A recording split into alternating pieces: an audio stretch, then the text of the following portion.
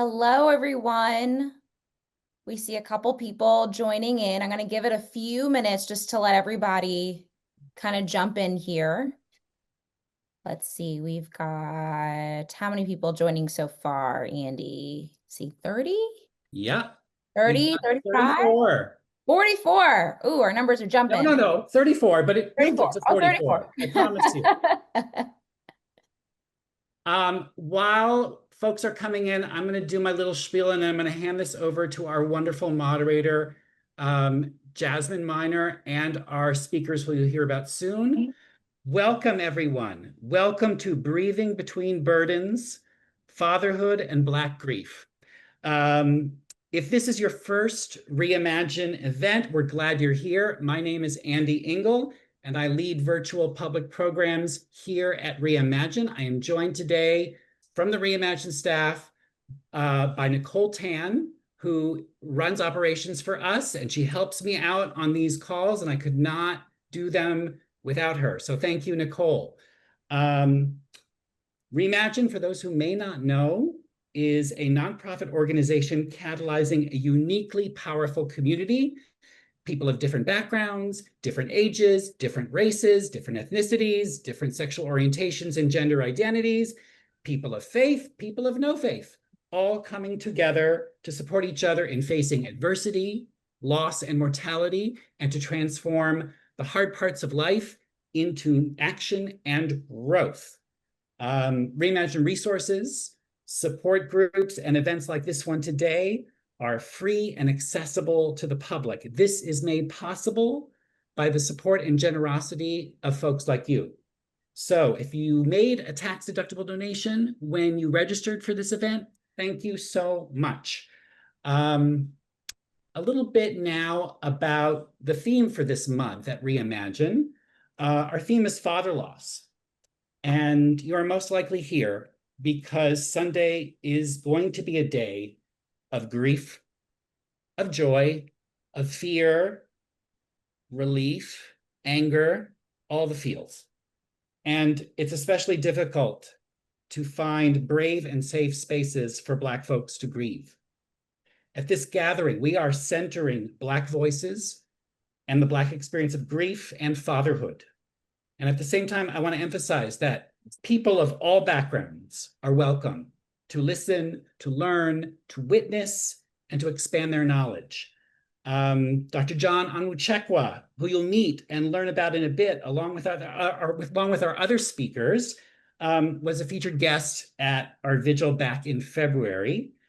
And when I mentioned to John that I was planning an event to support folks in anticipation of Father's Day, his eyes lit up. John has accomplished so much to help people of color get more fluent in the language of grief.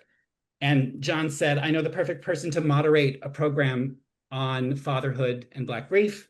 It's Jasmine Miner. Jasmine is a journalist, a media consultant, and a bereaved daughter.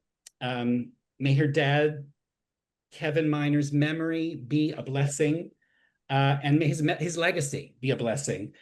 Kevin was an advocate for tennis athletes and an advocate for his daughters. So let's stick with the sports metaphor. We've got two other MVPs in this grief space. Both are alumni of Reimagine programs. We've got Dr. Tashel Bourdaire, who is a celebrated scholar whose research focuses on cultural trauma, stigmatized loss, and the grief of Black youth and families. We've got James Harris, who is the founder of Men to Heal, a movement to bring awareness. James, I'm so glad to have you back. James is another leader in this space who is helping to destigmatize mental health among boys, men, and underserved populations. And now we're going to get to these other Reimagine events here on this theme of father loss. So alongside this gathering, we've got Reimagine collaborators, our partners, who are hosting events this month, including events that are related to father loss. So if you need some support on Sunday, on Father's Day, we've got you. Well, Sasha Soroff has got you. She's leading a movement-based experience to cultivate what nurtures us. And on June 24th, Tony and Tiff Pham, along with Tibet House, are hosting a Pride Circle for the LGBTQ plus community with a special focus on the loss of our father figures. And you can register for all of these events at www.letsreimagine.org. Nicole has pasted the link in the chat. I'm going to stop slide share. And before we begin, I just want to invite you all to start using the chat. Tell us why you're here.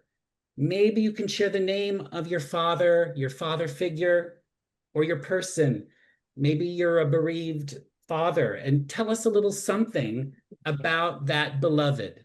Um, Finally, today's conversation will be around 40 minutes or so. We'll take questions in the chat along the way. So I'm sure what you hear from our speakers today is going to inspire some thought and reflection. So please turn that into a question and paste that in the chat so we can get to that towards the end. And finally, in a day or two, you'll receive a link to the recording of today's discussion and information about our speakers. Now I will hand this off finally to our MVP, Jasmine Miner. Oh, I love those sports analogies, Andy. I appreciate that. Almost made me cry a little bit. Y'all, thank you so much for just being here. I am going to try to kind of pay attention to the chat a little bit just to kind of gauge our conversation. But Andy and Nicole are going to help me out with that. So definitely, please share stories, testimonies, questions, thoughts, comments. Please, we want this to be an interactive space. And like Andy said, this is also a safe space. And I think a really beautiful one. There's no right or wrong answers or questions here. We've got just an amazing, esteemed panel, some of which I have been able to talk with in depth over this topic of grief. And so I'm just really excited just to be here today with all of you. And it's really an honor and a privilege to hear your stories and also share mine. Like Andy said, my name is Jasmine Miner. I am currently an anchor and reporter for ABC7 Chicago. I lost my dad 3 years ago. Yes, we just hit the 3 year mark in mid-May. It was a sudden loss for me and my whole family. The reason why Andy had brought up that my dad was a big tennis advocate is because I'm one of three girls.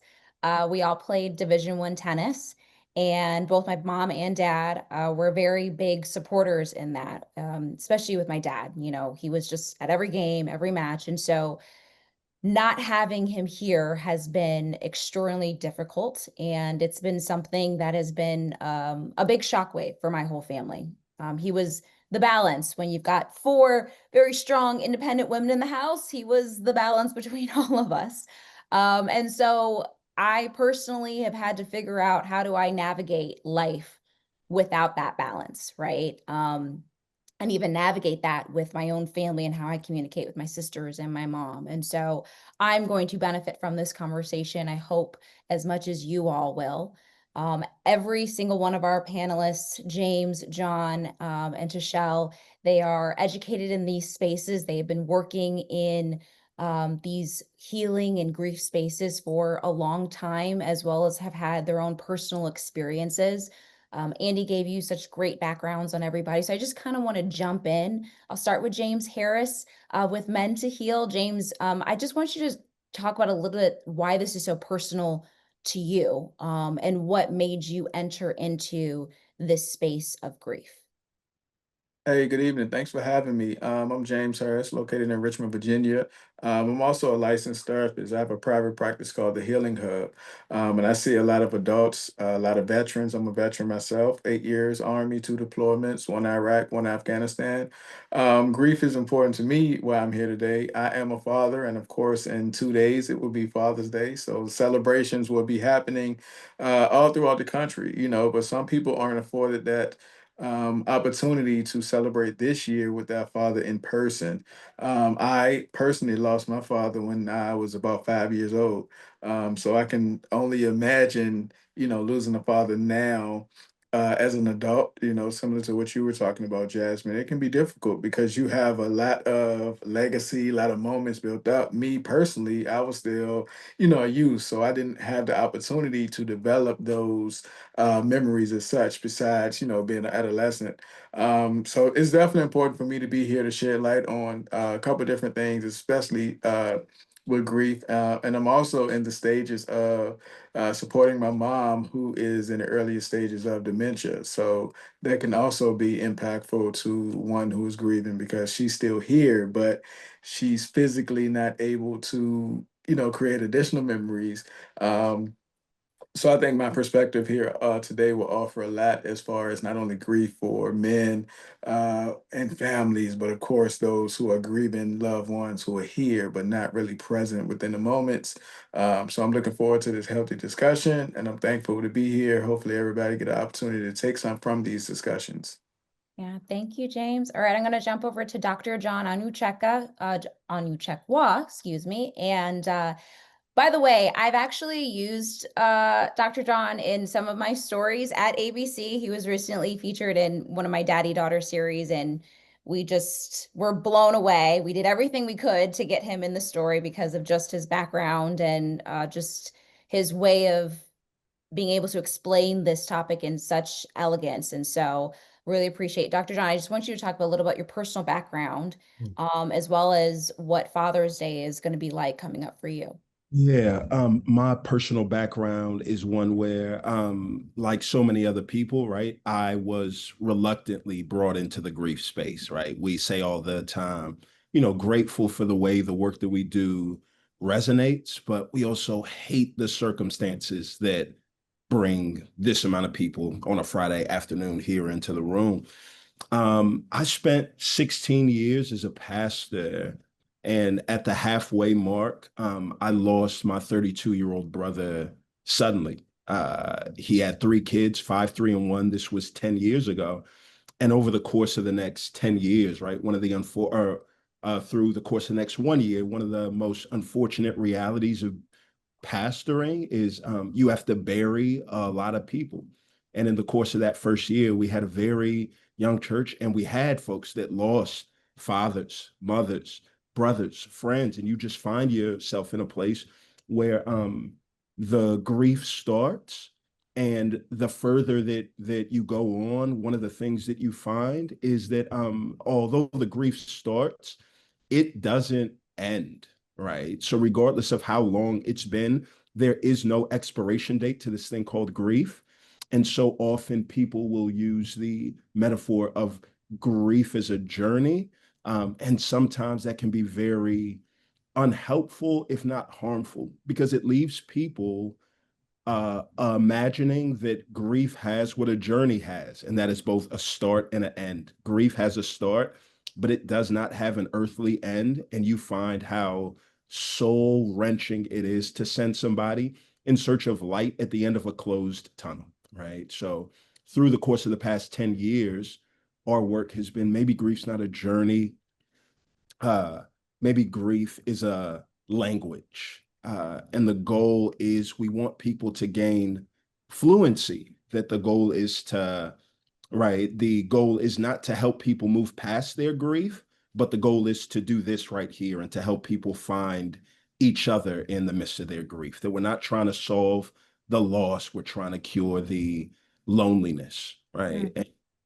um, Father's Day is just that. So my father is still alive and he's still breathing. But my brother passed, and his three kids were 5, 3, and 1. And the last time I had a chance to see his kids was 2016. So now they're 15, 13, and 11. And I grieve the loss of not having a relationship with their mother and them. And you just find just the so many different varied ways that grief hits all of us, right? I'm in a hotel room right now, Jasmine, and we haven't talked about this. One of my dearest friends in the world, pastors here in Harlem, and he lost his father 3 months ago.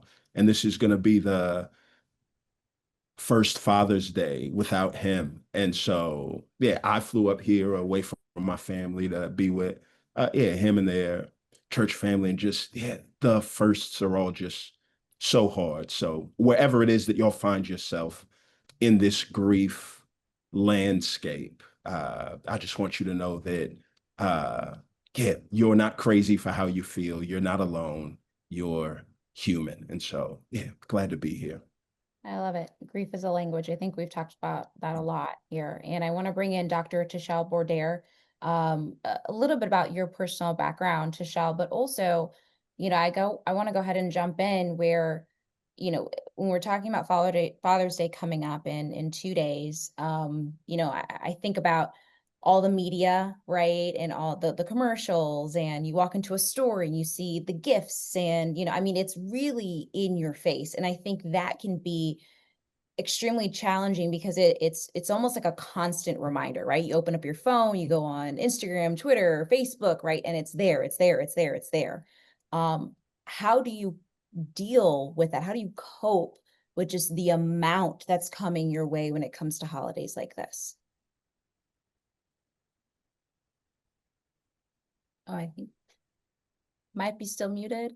There we go. Good, thank you. What an excellent question, right? Right now, people are, hi everyone, Tashelle Bourdaire, hailing from New Orleans, although I live in Missouri, always important to say. But thank you, Jasmine. Yeah, people are overwhelmed right now, right? Just to kind of add on to what John was mentioning, and also to highlight what you're saying, this is a time period in which you can't avoid it, right? So people, we live in a death and loss avoidant culture. We know how to celebrate things very well, to your point, Jasmine. We will have Father's Day card. There are a lot of we're very good at celebrating Father's Day, Mother's Day, and so at a time when this is a sensitive time for people, and actually I want to be so careful about what I'm saying because any moment can be sensitive for a person who's dealing with loss because almost anything can be a trigger for you, right? The smell of a person's cologne, that was your grandfather's shirt, right? That person has a strut like your brother did. A lot of things can be unanticipated reminders of loss at a time in which you are wanting to just get through your day. You want to remember your person, but Father's Day is one of those where people are bombarded with images of fathers, and they're happy images, right? And so for people who are dealing with loss, um, their experience would be very different. We don't see a section of cards that say for the father who is no longer physically with you, which I would love to see personally in Hallmark that they create more cards like that. So there is a section where you feel is inviting and appropriate for you. So some of the things that come to mind for me immediately with that question is, in the grief world we talk about preparing for the unanticipated. So walking into these spaces, preparing for these reminders. So some people avoid looking at cards, or even opening up cards after a funeral, for example, because they're all they're written as cliches. Setting your own boundaries around how you want to do the holiday, right? And how you want to prepare for it. Maybe you and your family want to do something specifically for Father's Day. On Father's Day, we're going to cook greens and cornbread because that's what your grandfather or your father loved. This is what we're having. So ways to kind of create a life focused experience of this person because we're left with like you mentioned, Jasmine, your father died suddenly. So you all didn't have a chance, I'm sure, to say goodbye and to do the other things that stick with you, right? And so finding ways to kind of take back some of that power for yourselves because it's still your father. And what are some ways in which you can keep them present, ever present in your life across development in ways that feel good for you. So it may mean you decide you're not going to go into many stores that day because Father's Day cards, they'll be everywhere, right? For a day. Or you may decide you're going to, change the way you manage when you go into these spaces. We often talk about people about mindful breathing and things like that, how to, when you are faced with when you're faced with, these things that are very sensitive for you, how to recenter yourself while you're in those spaces because you don't have other options when you walk into a store and you're in their cards everywhere, or people are celebrating a trophy dads and things like that. That's an excellent question, Jasmine. So trying to prepare yourself ahead of time, making sure everybody's on the same page with the ritual. Like one family member might be fine with going into a store, maybe your son is not. So he stays in the car or, he looks at his iPad and you're cool with that. So finding ways that, because grief is different in families. We all Yeah. grieve differently, the same loss in the household. So we'll come back to that, but Yeah. that's just even a start. I wanted to bring up that point because I think you know, I mean, for me personally, right, I have three other women, right? My two sisters and my mom who are all grieving as well. And we have had to figure out how to communicate with each other. We're each handling grief very differently. And as Andy alluded to in the very beginning, I do think there's grief. And then I think there's also another layer when you add Black grief in there. Yes. The Black community in general, at least in my experience, typically when it comes to anything health related, whether that's physical, psychological, emotional, spiritual, it's not I don't want to say very cool, but it's just it's not common to talk about it. It's not common to deal with it and face it. And I notice this even when I cover stories of people who have lost loved ones in any capacity, where there's a sense of suppression that happens. John, you talked about grief as a language. How do we communicate that language with each other, especially when you're dealing with a situation where you've got different people who maybe grieving in totally different spaces? Yeah, yeah. Uh, One of the things that I've learned is that 55% of communication is nonverbal, right? So as we think about it, so often when people are freshly grieving, the first thing that we want to do is we want to get them to speak, talk, like help me grasp what it is that you're trying to say. As we think of grief work, we think that the best way to help people work through their grief is to have them lie horizontally on a couch and a therapist being able to talk to them as they sketch notes on a yeah yellow pad. And for some people that's just not how it works, right? For some people grief is very much a body language, and there's physical movement that walking a whole lot helps them to unlock thoughts, right? It's been 10 years since my brother died, and I just found this past year it hit me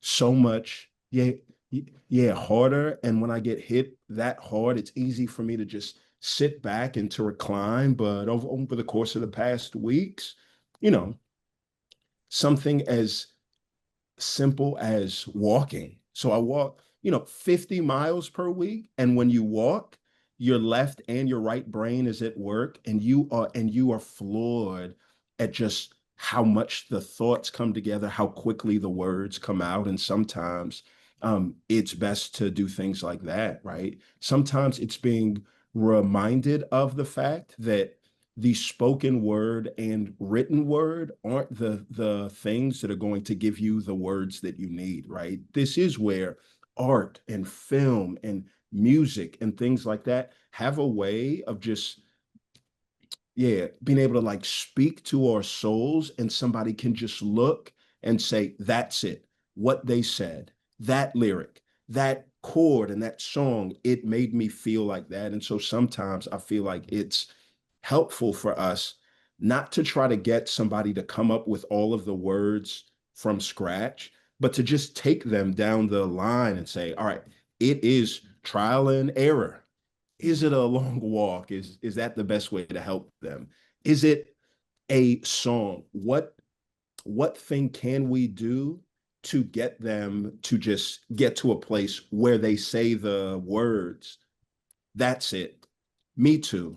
I feel the exact same way. And then once that takes place, then that's when we can start to dive deeper and say, all right, tell me what you mean, what stuck out. But I think we have to put folks in a place where their first communication about grief is reactive, not initiatory. We don't need them to start. We need to just throw the things at them until they can respond. And then once they do, that's a great first step. Yeah, I think there is definitely a level of grace that we have to have for others. And I think especially for ourselves, because there were moments where I'm just like, why am I so upset? Like Right. the sky is blue, right? Like nothing has happened. There was no trigger. There was nothing anyone said. It just hit me like, like a wall. Like it just randomly. And then suddenly I find myself and I'm like, wow, I can't breathe. Like I just can't. And it's just a rush of emotions over and over again. And I love that you talked, John, about being able to just get out of that space and take a walk and be physical. And James, I know that's something that with Men to Heal, you work a lot with, where I know you do therapy as well, but also retreats and yoga and meditation. Can you talk about your journey and why you sort of made that decision to add all the other elements in versus just, I think the typical therapy and counseling space, to go outside of that? Sure. So a lot of people can benefit from traditional therapy, psychotherapy, which is pretty much talking and having that cohesive experience with a person.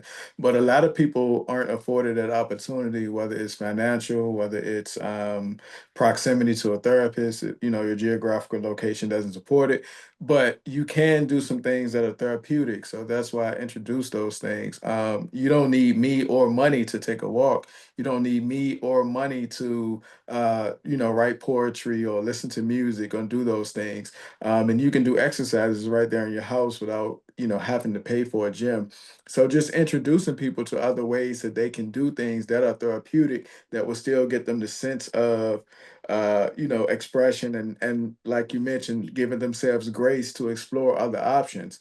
Um, and then from a standpoint of, I think a lot of people don't realize that or they assume that the pain will go away faster if they don't acknowledge the grief, which is unfortunate and not necessarily true. It's okay to acknowledge what happened, accept what happened, and try to process those things. So it doesn't mean that you care less about the person that you're grieving if you're thinking about something else or if you're moving on. It's no timeline to move on. Those things can be years and years, and triggers can impact you, back to back, not just from a standpoint of an anniversarial type thing, but from a standpoint of just different things that you mentioned. It can be a smell, it can be any other your senses coming together. So by introducing yourself to different things, whether it's yoga or mindfulness or tapping into your creative side of writing music or just taking a walk or just sitting with yourself and breathing, aromatherapy, light some candles and take a bath. There's so many different things that you can do that are important to you and within this journey and grieving process. So again, acknowledge the pain, accept what is, try to move forward, just continue to go based on that. And it doesn't mean that you care less about the person that you're grieving. It just means now you've taken advantage of situations to trying to move forward. This is kind And of I have one thing. oh, go ahead, Okay. Michelle. I just wanted to say also, I think it's also so important.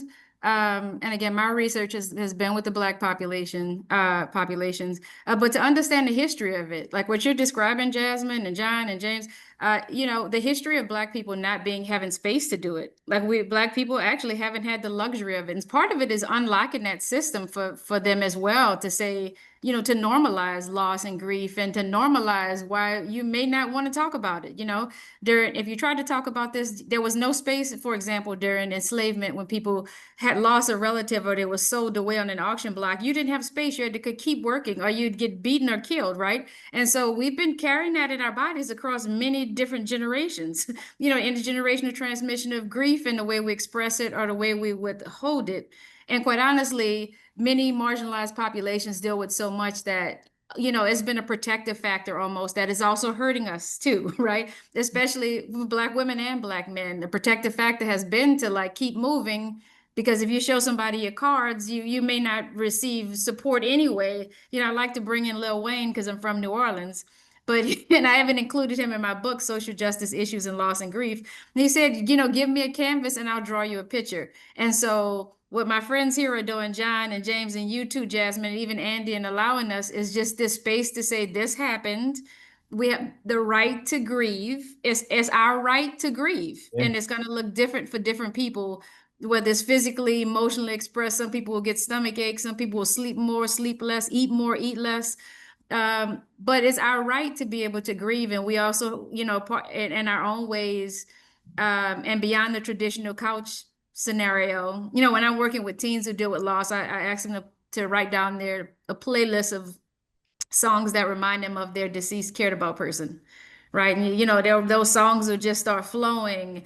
And adults do it too. And so, yeah, part of it though for me is a lot of my work has been around the social justice elements of grief for marginalized groups, particularly for bereaved group individuals in general, but Black people in particular, has been about unlocking that and understanding where this comes from. You're not crazy. All of us have said that too. You're not crazy. We almost need to say it again. You're not crazy. Whatever you're feeling is normal, and any hesitance you have has been from us being punished. And I'm just going to put this out there too, is a concept that I developed, and this is not for me. It's just more to unlock it. It's based on Black grief. Is we've also been punished. Suffocated grief is a term I developed through my work, and this idea that Black kids and Black adults are disproportionately punished for our grief reactions. You know, look at George Floyd and so many other people who died. Also, a father who has a daughter now who is uh, grieving Father's Day and other, but the idea is being punished for trying to express how we feel about something, and that's suffocated grief. So I just wanted to add that, and thank you for unlocking that space again, Jasmine and Andy, for us to say this. And also, I want to say this could also apply to any family where you're not talking about grief in your family. But again, today our focus is on fathers and Black fatherhood, so I want to highlight that. But you may see similarities no matter what your background is. You may also see that suppression and also figure out where it came from. Who Yeah. started it? Let's not talk about it in my family history. And we know, again, for Black people, it's intergenerational and it's kind of changing that cycle while also understanding why it's not safe in some spaces to do it. Sometimes it's actually not safe for us to express how we feel in certain spaces. So that balance for Black people too. Yeah, no, I think that's such an important conversation because I think you're right. Like society doesn't give us um the space to be able to grieve, to be able to express that, right? And I'm looking at the comments a little bit too, and I want to touch on this because I think a lot of people um, think of grief as just a person not physically being here on earth, but we know that it can be so much more than that. Sometimes people just aren't actually present in our lives, and so any three of you want to jump in on this on how do you handle grief when the person is still physically here but not actually present in our lives? Yeah. Yeah, I think one of the first things that we have to do is we have to be able to name it as grief, right? There's certain things that go on in our lives, certain yeah, maladies that aren't cured, not because of an absence of a cure, but because of the presence of a misdiagnosis. I had a friend who tore his Achilles, went to a doctor, and he said it was a sprained ankle. And so he walked on it for a Mm. week and came back in, and they said, oh, no, no, no, wait. You had the wrong diagnosis. And I do think, yeah, when we narrowly define grief as the death of somebody, we misdiagnose the many ways that people are grieving ambiguous, losses. A parent with dementia, right, where you find yourself speaking about them in past tense verbs. They are physically present, but emotionally absent, right? The death of a marriage, the death of a job, like marriages. Those are all, deaths without funerals without caskets, and we find ourselves feeling as if we need to continue to walk out.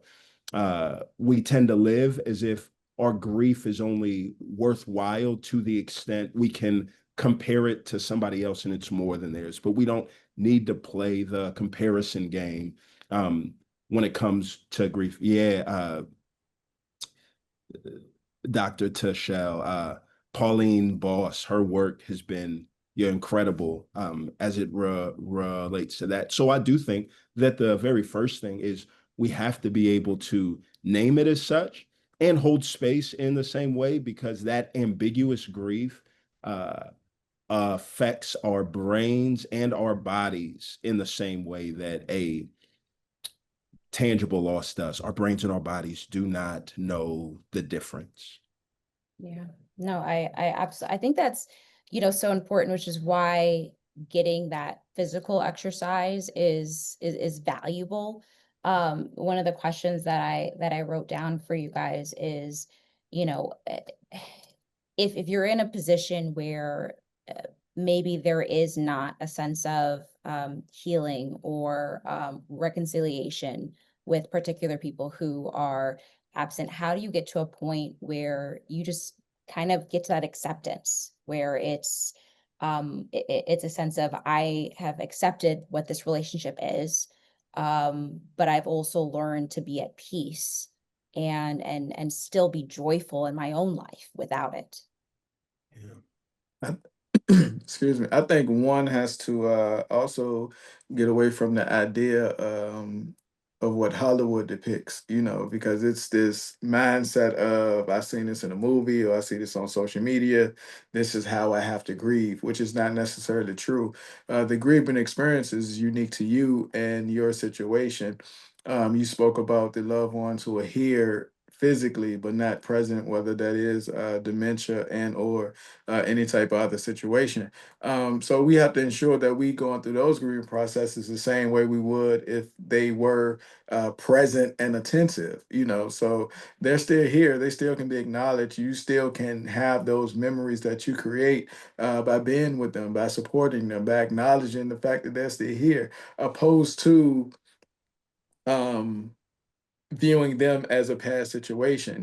Again, though, it can be unique to you. One might find solace in identifying that situation as if they weren't here, or somebody else might feel if I live my life as if they're still here in the present, then I'll be good with that as well. So, again, I think the uniqueness to you is more prevalent and should be more acknowledged than the fact of I have to burden myself with tears and or the memories. No, acknowledge them. Act, move your day to day as if they're still here and that relationship is still significant, as if they were here. If not, you're going to mask that grief, and then these feelings and thoughts and everything else is going to show up when you're unexpected, which can be another issue, whether that's at work or in your relationships or so many other factors. So I would definitely encourage you to acknowledge and present in a way that's unique to you and not necessarily how you observed or seen other people present and show up.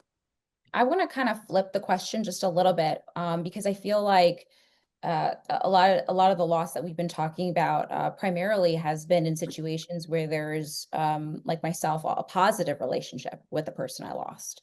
Um, how do you sort of handle grief when it wasn't such a great relationship, when that person is no longer here, and kind of having to cope with the fact that you can't fix it or that chance is over. I have friends of mine who have lost parents, and they get a little surprised when they start feeling that grief.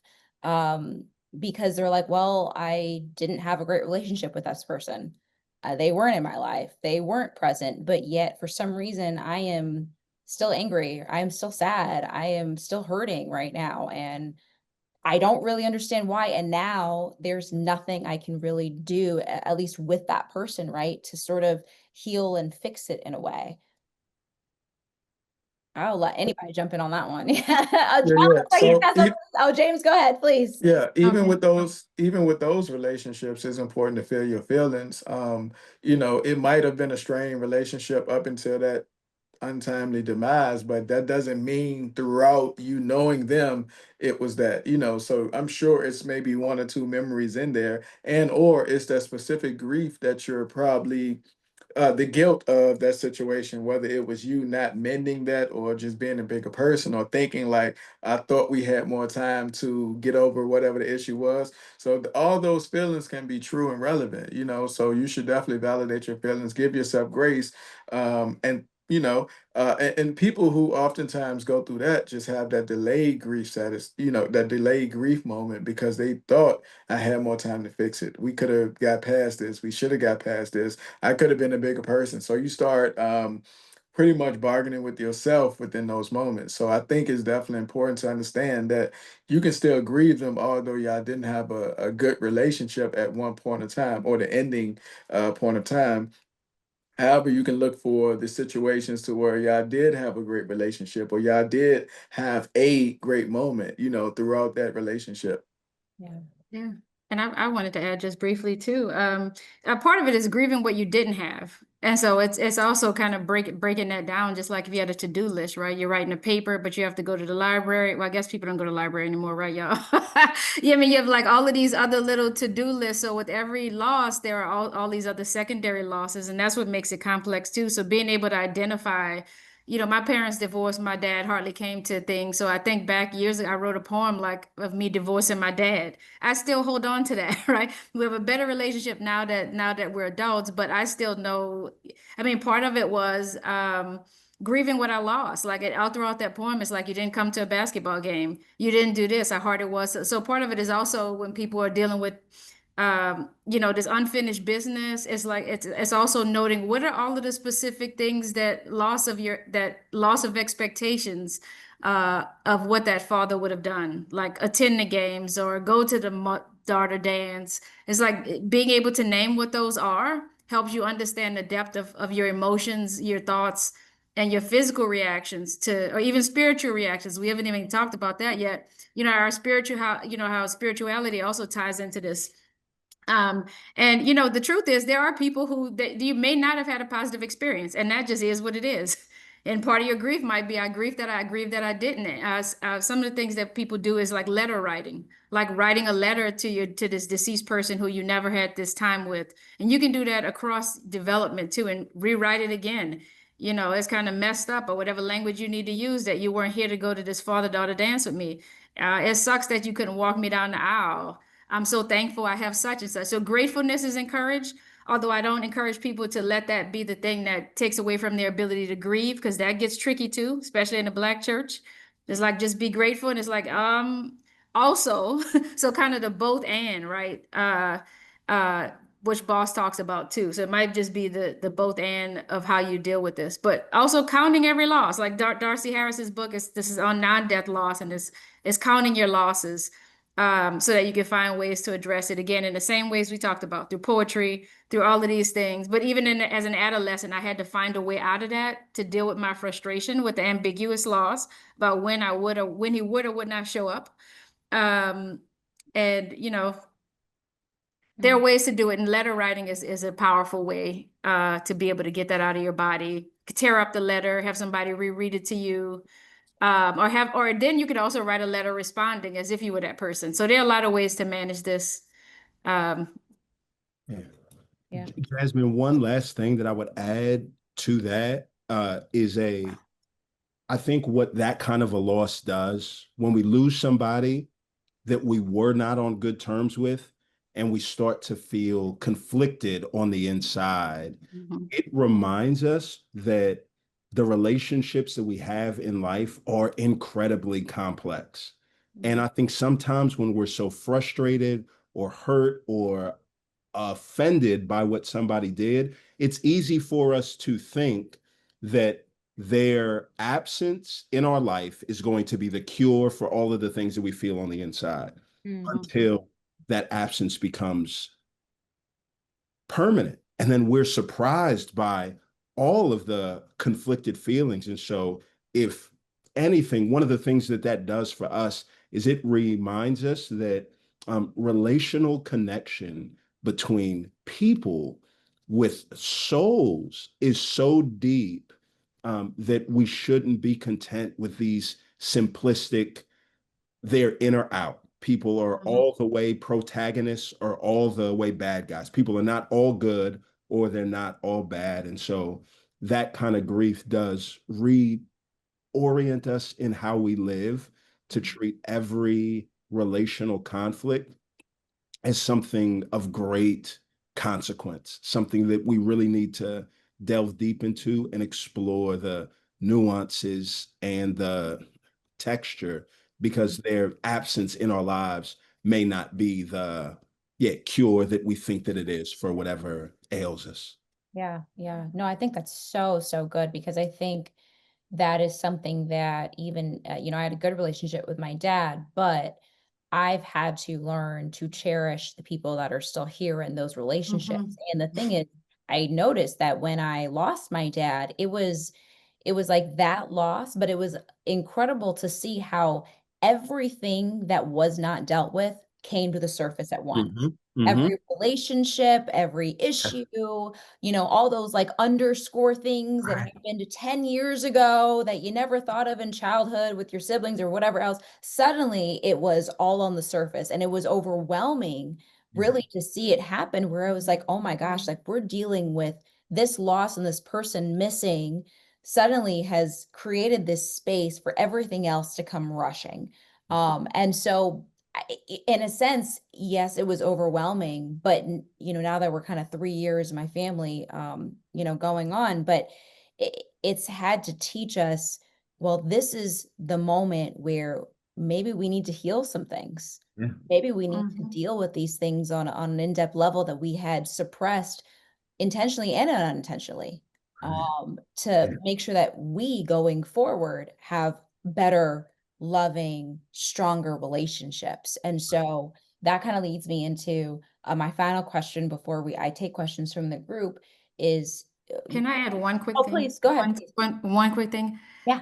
This is also what we see too, you all, and as I'm listening to you too, is this both and again, like if for support people on the call who haven't had a father loss, it's gonna, as you're hearing here, you're gonna see people be conflictual. So for the support people who haven't had so it's also it's very normal to see somebody be, you know, they've had a conflictual relationship, and all of a sudden their father was phenomenal, right? So this glorification of this father who was not present was and so you can see that, and then the next day, so that does not mean that tomorrow they won't be angry and don't want to hear their father's name. So like grief is also it's all within the same day, within a 5 minute period you can watch a person shift in what their thoughts and feelings are based on, like you said, Jasmine brought up, for example, that when a family got together, right, you're bringing up all of these childhood things, it new things can resurface, but it is very normal. Whatever people are feeling from day to day is very normal, from minute to minute, hour to hour, and they're not crazy, and you are hearing correctly. It is okay for them to be angry and angry at one moment with this father who was present, deceased, or a complicated relationship, and then the next moment be glorifying that person as the perfect, oh my, that'll be normal. So don't make them choose which one it is, because they might feel both in the same day, and that is very normal as they work through these conflictual feelings like John was mentioning as well. Yeah. Yeah. Andy, do you want me to start taking, I want to make sure we got a couple of questions in, so I want to make sure we have time. Sure, go Um, ahead. I shared some with you. I don't know if you okay. can see in your chat. Oh, yes. Got it. Yes. Yeah. Got it. Okay. I can't see the questions, but I can help you out. I can help you yes, out if you like. please. So Okay. the one that came in anonymously, and our guest asked, please address the issue that we may not feel safe to express grief in all spaces. Blacks can trigger each other due to different experiences. Mhm. Yeah, I think it, for me, I think it goes back to changing what has historically been there, and also generational trauma. Yeah. I mean, I personally see this a lot when Yeah. I'm on, traumatic scenes. I mean, I was just on a scene this week where a mother, there was a loss of a mom and her baby, and I see family members, they're gathered around and they're talking to police and whatnot, and they just you'll see them kind of have conversations and then just kind of walk away and deal with it, and then there'll be like this one moment where you start to see like the rush of grief that comes up, like this rush, I mean, crying, screaming, everything, and then you'll see it go away like almost immediately. And it's just, all right, I got to go to work. I mean, literally, it's like I have seen this time and time and time and time again. And so I think it's both on society and within our communities to be able to open up the space and literally be able to tell each other, hold on a second, we need to stop, we need to pause here. And we need to, I think, like everybody else has been saying, is give ourselves grace and say, you're not crazy. And you need to take a moment. We need to take a walk. We need to process this and not be in such a rush. I'll let you guys jump into on what you think. Yeah. Um, I do think one of the ways that we create, so I first of all want to acknowledge your statement that not all spaces are safe. And I do think we have to acknowledge and embrace that and not feel pressured to share our grief or just to give it to anybody that's not going to value it. Howard Thurman's going to say this, you know, the testimony of man is that he did not know how fragmented he was until he was made whole. And there is an aspect of being able to, instead of like feeling like you've just got to share your grief out loud until you find a safe space, one of the best things that you can do is to hold it tightly and very discriminately look for a safe space. And once you find that safe space, then slowly start to branch out. One of the things that grief does is grief becomes, like my friend Rich Perez says, an incredible relational clarifier, that you start to find out very, very quickly spaces that are safe and those that are not. And I would say grief is one of those things where at the first instinct that you feel that a place is not safe, you should not second guess yourself, trust your gut, and find some other safe place. So I want to acknowledge all of what it is that you said and to say it is okay to be discriminate and reserved as you search for a safe space to carry something so precious. And also to add to that, it's your responsibility to grieve. So just ensure that if you feel that the spaces aren't safe, then one, you can create that safe space. What does a safe space look like for you? Whether that is you in isolation or you with other people, just make sure that it's understood that, hey, I created this safe space because what they were doing over there wasn't conducive to my growth or my ability to actually cope and grieve. So just identify the differences. But while you're doing that too, just make sure that you're not pushing other people away in their efforts to grieve, because also grief can look like anger and resentment and other things. So just because they aren't grieving the way that you're grieving, it doesn't mean that they aren't impacted or grieving that way as well. So I understand the need to not want to be on the other end of somebody else's pain, but just remember, if they're impacted by this loved one or this person or this loss, similar to what you are, your grief might be calm and settled. Their grief might be loud and boisterous. I'm not saying that you have to accept abuse. I'm just saying that you also have to understand that they grieving differently than you. That doesn't mean it's less or more impactful. It just means it's different. So it might not be safe, a safe space within that grieving aspect, but you can identify ways that you want to create this safe space and don't feel guilty about acknowledging or informing them that, hey, this space is going to be safe because we're going to do dot, dot, dot, dot, dot. We're not going to do all this other stuff. You might got to say it. Yeah, and I think someone had brought up in the main chat, oftentimes like for most workplaces, bereavement could be like 2 days that you get or time off. I mean, and you talk about creating your own safe space. I mean, when I lost my father, I had to tell work, I'm like, I need 2 months. I mean, I was gone for 2 months and I had to be okay with that, which is really difficult for anyone who's like a workaholic and is like me and it's just go, go, go, go, go. But I really had to force myself to be like, no, I have to stop. I will figure out whatever financially I got to do to make this work. But I have to stop. I can't keep going. Tashelle, I know you had something that you wanted to add in.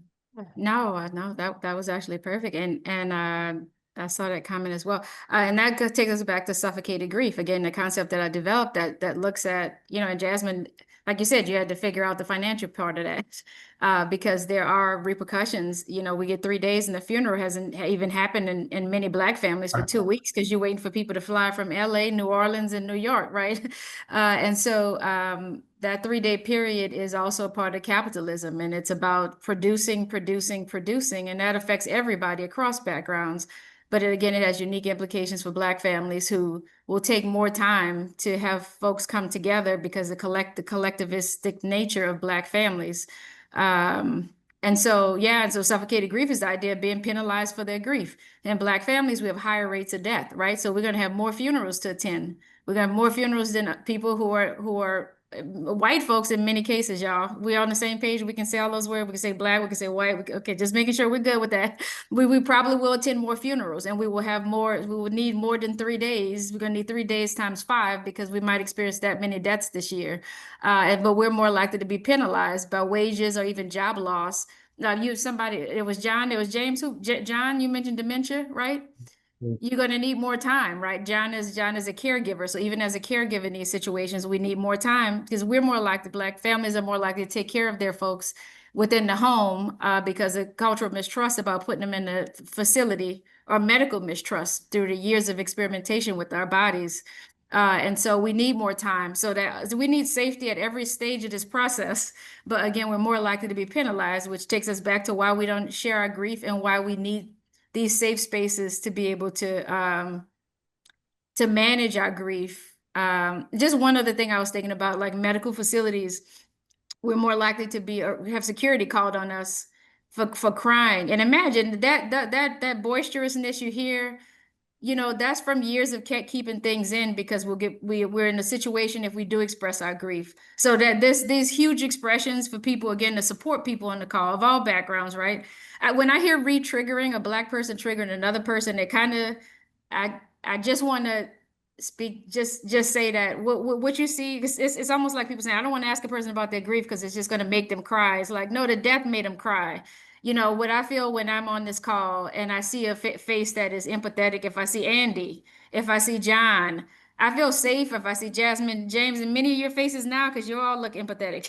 I feel what you did was give me permission. I felt safe enough with you to cry. And so I think Black people, instead of like triggering each other, we see each other and we see each other's pain because we can relate to it, identify it. We've been carrying it in our bodies for over 16 generations. So even with that language, because language is power, just like even how we frame that, what you see is safety between Black people when they both decide to cry. And, we can re-traumatize each other. So we do want to be careful with that.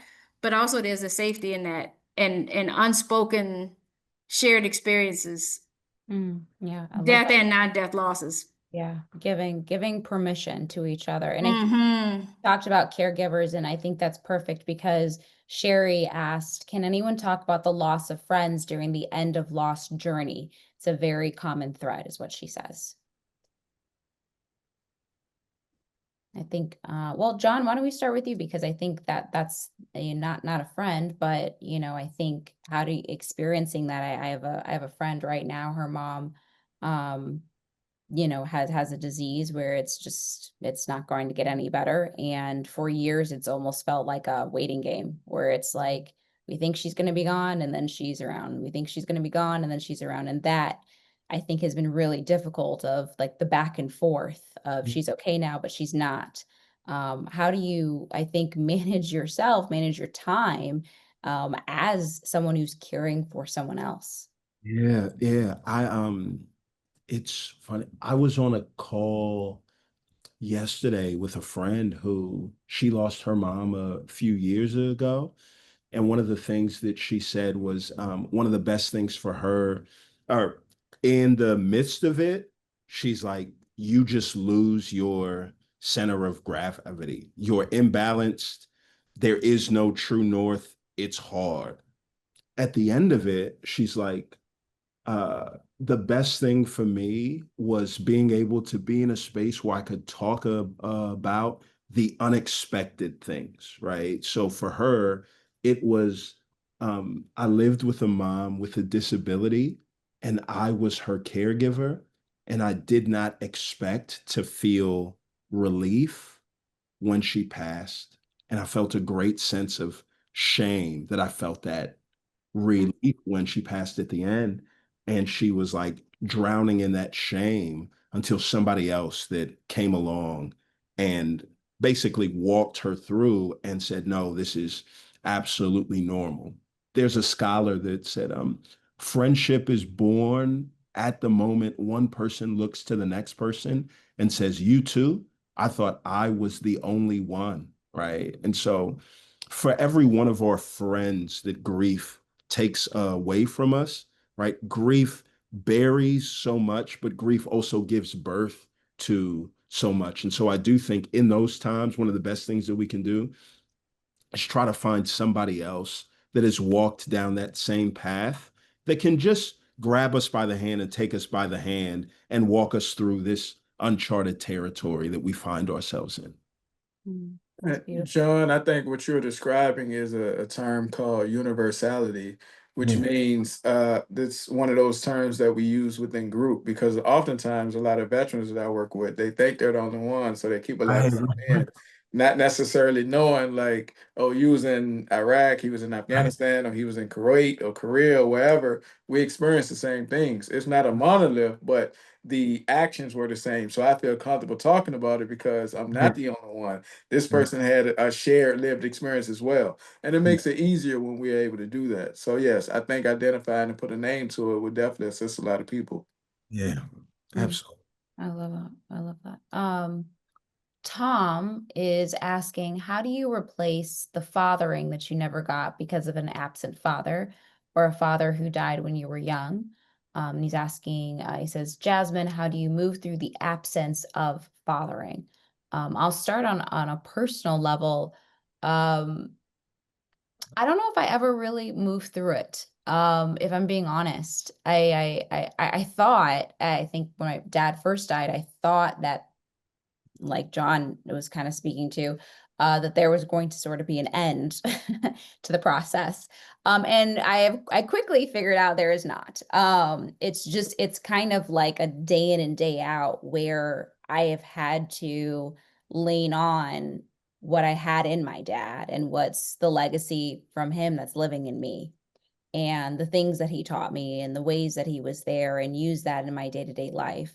I'm also a person of faith. And so I think my belief in God has also supported that, where even though my biological dad is no longer here, my heavenly father is still with me. And I think that has been probably a major support in my personal life. But I think the other element for me that I've had to realize is, especially for someone like my mom, who she very much suddenly felt the pressure to be mom and dad at the same time. And she had not had to been that with any of us, right? Because both my parents were married for almost 30 years, and she always had him.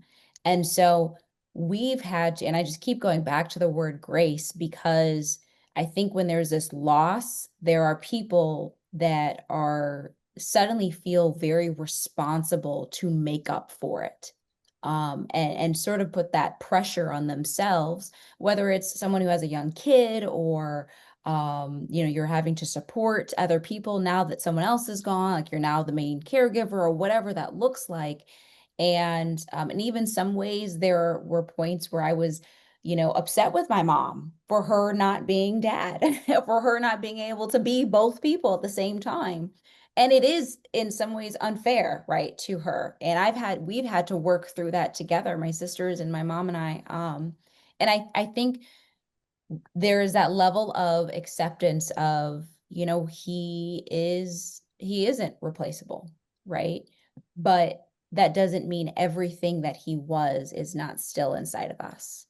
And I think John has alluded to this in some ways, and you're going to phrase it better than I did, but it's something about the relationship doesn't end when death happens. Yes, did I say it correctly? I Yeah, was like, that's it. I remember. Yes, yes.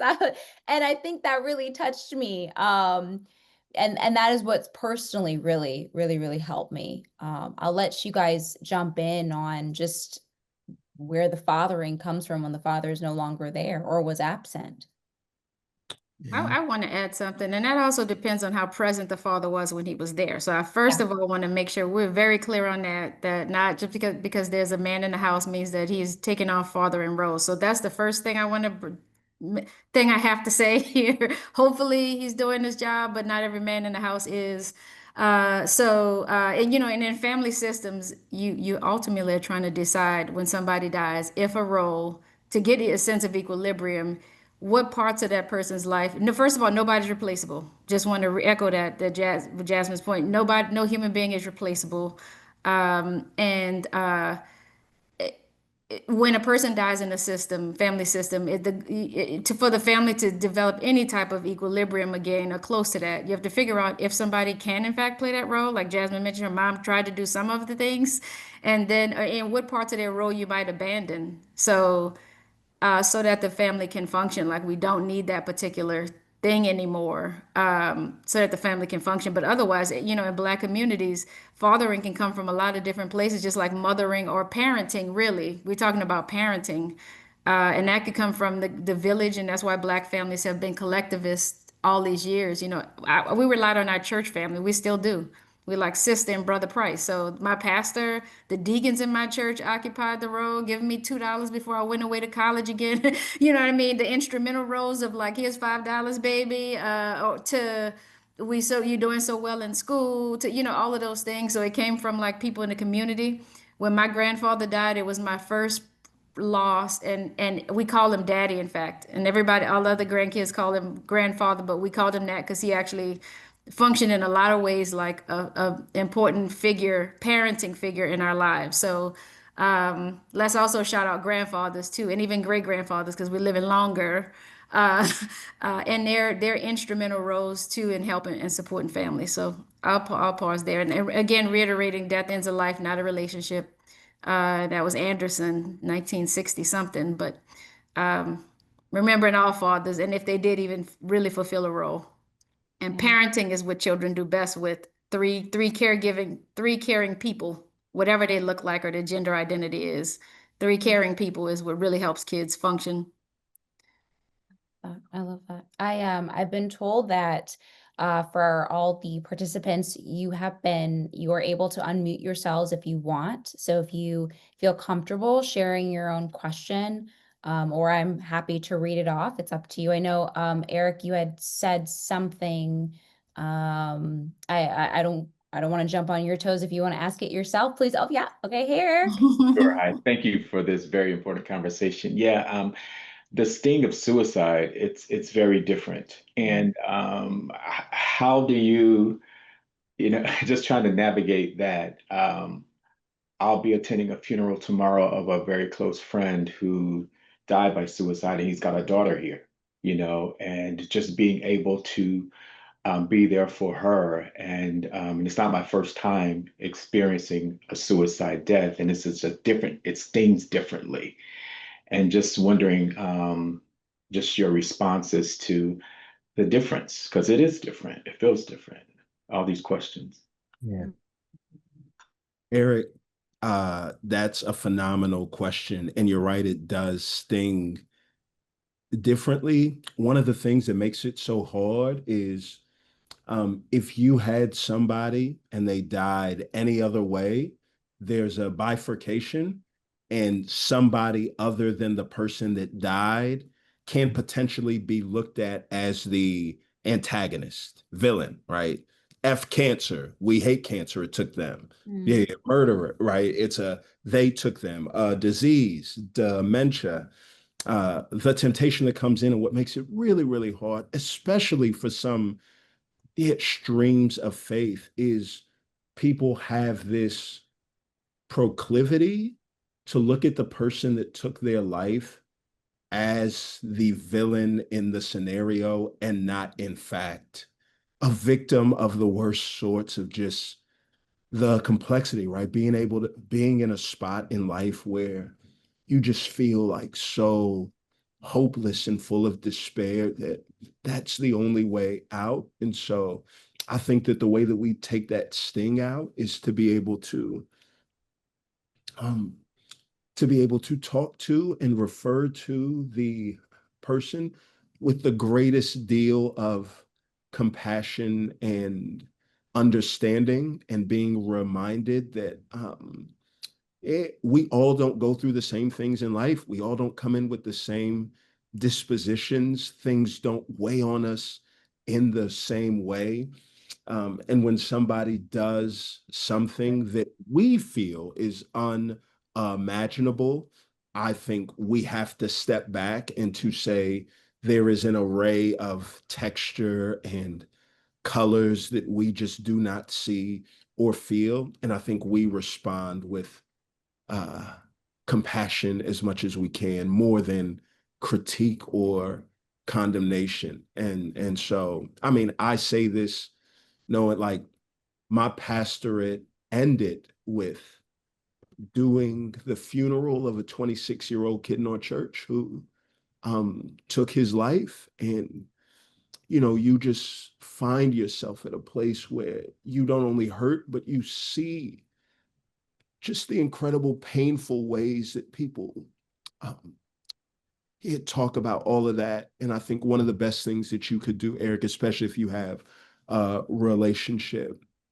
with their daughter, is to reaffirm the dignity and to lead with compassion. So Yeah, I love that. I'm gonna thank you so much, John, for sharing. I really appreciate your vulnerability and everyone's vulnerability here. I know it's incredibly hard.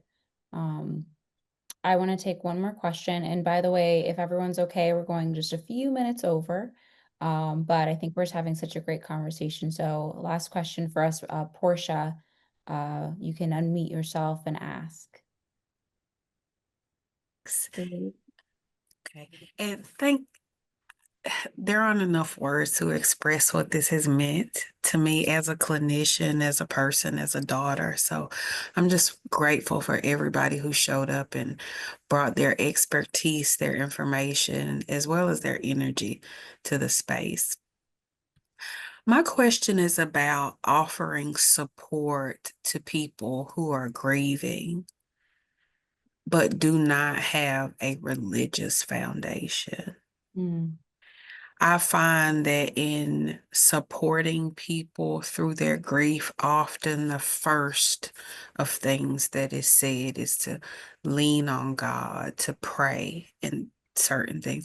But for people who have maybe more of a spiritual, agnostic, or an atheistic point of view, how can we move forward a conversation about how to support them through grief that doesn't insist that they onboard a religious perspective? Mm. That's a good That- question. I think yeah. for it's many times in conversation purposes, people feel the need to want to say something that's correct. And oftentimes correctness is what that is. That's learned behavior based on as you grew up, you identify and you think that people share a deity or whatever the case is. So I think it's just relearning and understanding that not everybody is under a specific faith and or partake in one specific religion. So one thing that you can do and or others is definitely ensure that you advocate for yourself and correct them. Hey, thank you for the kind words, but that's not the direction that I'm gonna go, or just accept it and move on, but in your practice, just be mindful of the words that you use in order to not I guess be insensitive with your wording. So if it is your thoughts on, let me not say that because this person might not believe in Jesus or Allah or Buddha, let me just make a generic statement in the reference of, I apologize for your loss. I can't imagine what you're going through. It doesn't have to be specific to Allah got you or God got you or they're in heaven now or whatever the case is. I think a lot of people oftentimes do that unconsciously just based on the fact thinking like, oh, this is something nice and genuine to say, let me say it, not knowing you personally might not, or even you might be agnostic or atheist, but it just sounds nice, so people feel like, let me show compassion in this moment and refer to that. Yeah, I want to I'll say this too. Now, mind you, I am not a clinician. I'm not licensed therapist. I'm just a person who has lost their dad. But I do lead a Bible study, and it's not on grief or anything like that. It's just through my church here. And I have women in the group who are newer to faith. And something that I have always kind of practiced, regardless of where you are in your faith journey, whether you're not there at all, you're not going to be there, or you're further along, is I have always been trained that I don't need to give someone scripture to show the love of God.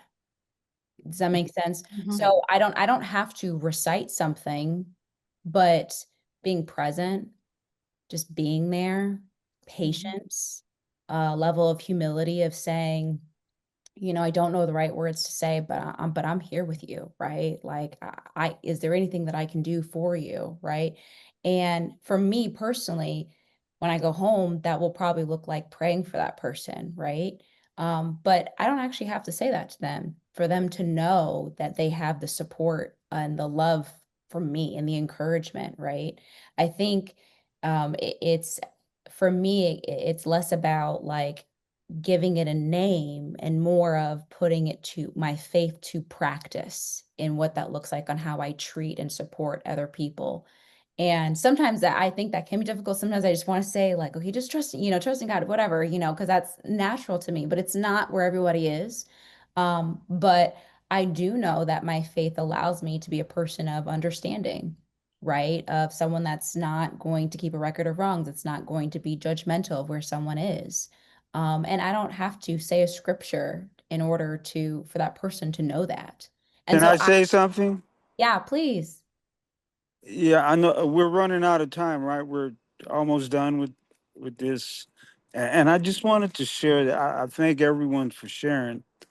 And grief and how to deal with grief.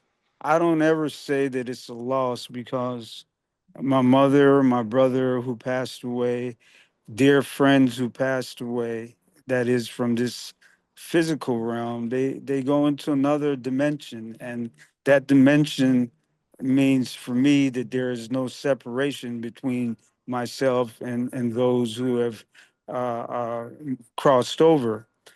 And so it's for me, it's not an opportunity to bring in religion, uh, and everyone has their own way of uh, handling the sensitivity of some family or friend passing away. But what's important is for me to understand that grief is when someone is no longer there. There's an emptiness that can be overwhelming, and it seemingly seems to be a loss, and certainly a loss for understanding.